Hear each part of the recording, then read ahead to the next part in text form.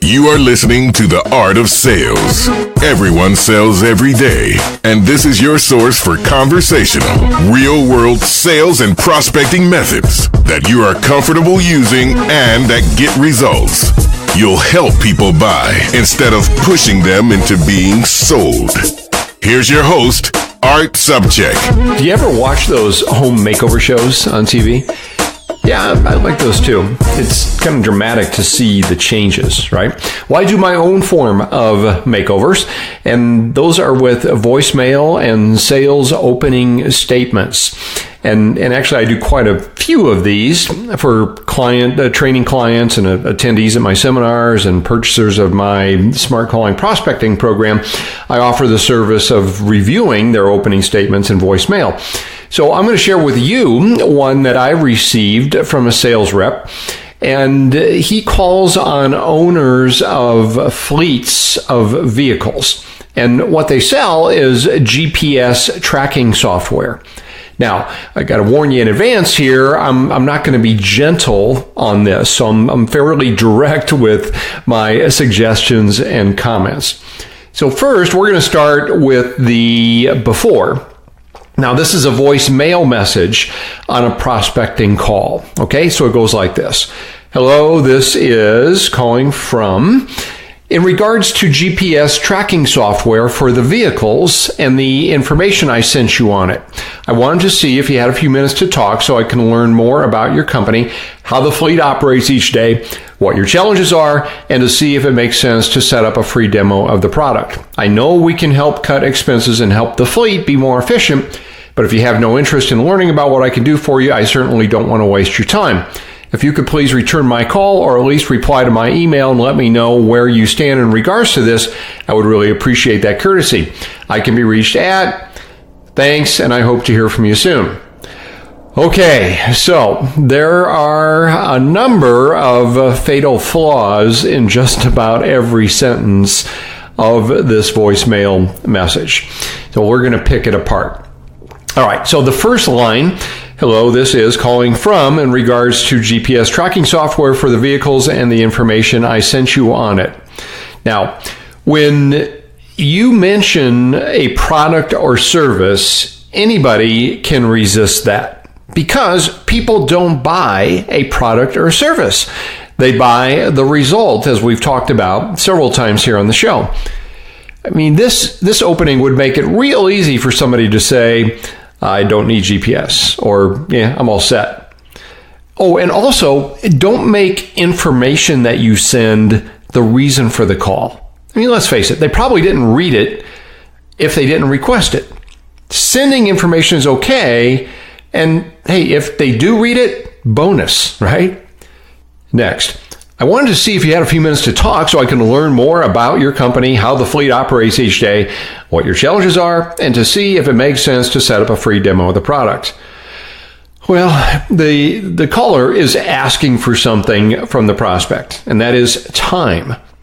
And asking before he has given any reason at all for the prospect to even listen 1 second longer. And then he says what he wants to do. Learn about the company, and so on. Again, he's asking without any reason why the prospect should do so. And then he adds, to see if it makes sense to set up a free demo, which is again suggesting that the prospect takes time, our most valuable asset, to do something without seeing any value. So the prospect still has not heard one hint of any possible value that he would get as a result of this. Okay, next. I know we can help cut expenses and help the fleet be more efficient. Well, put yourself in the position of the listener here. You've not heard yet anything to suggest that the person calling you has done any research or knows anything about you or your company or how that person might have done this for anybody else who might be similar. And really not even a smidgen of possible value for staying on the phone 1 second longer. But yet the caller knows he can help cut expenses and help the fleet be more efficient. I mean, really, think about it. A logical reaction from a prospect would be, You don't know anything about me, nor have you established any credibility, yet you're confident in what you know you could do? That's pretty much telling me I'm doing something wrong. That's arrogant. And then finally, the statement, but if you have no interest in learning what I can do for you, I certainly don't want to waste your time. And my reaction to that would be, too late. You've already done that. All right, next, he says, so if you could please return my call or at least reply to my email and let me know where you stand in regards to this, I would really appreciate that courtesy. I can be reached at, thanks, and I hope to hear from you soon. Well, just because a caller has a prospect on his list and leaves the same generic message that undoubtedly has clogged up the voice mailboxes of hundreds of other people, he feels he deserves the courtesy of a response? What? Let's turn this around. How about the caller providing the courtesy of knowing something about the person you're calling, personalizing the message, and then suggesting some possible value and reason why this person might have some interest? Okay, so now that I've totally destroyed this, what should our caller say? Well, first, he should do some smart calling research and social engineering to ask questions. And I've mentioned social engineering quite a few times. It's basically asking questions of somebody other than our decision maker within the organization so that we can learn something about the company, the fleet, any challenges they might have, and also any other things that we might about the decision maker. Then he could use that information to tailor a possible value proposition to hint at what he might be able to do for the prospect, and then pique his curiosity and interest. And then the only other goal we have is to get him talking, not to ask for a demo. So let me give you a possible version of this that I came up with. Hi, Mr. Prospect. This is Art Subcheck with GPS Services.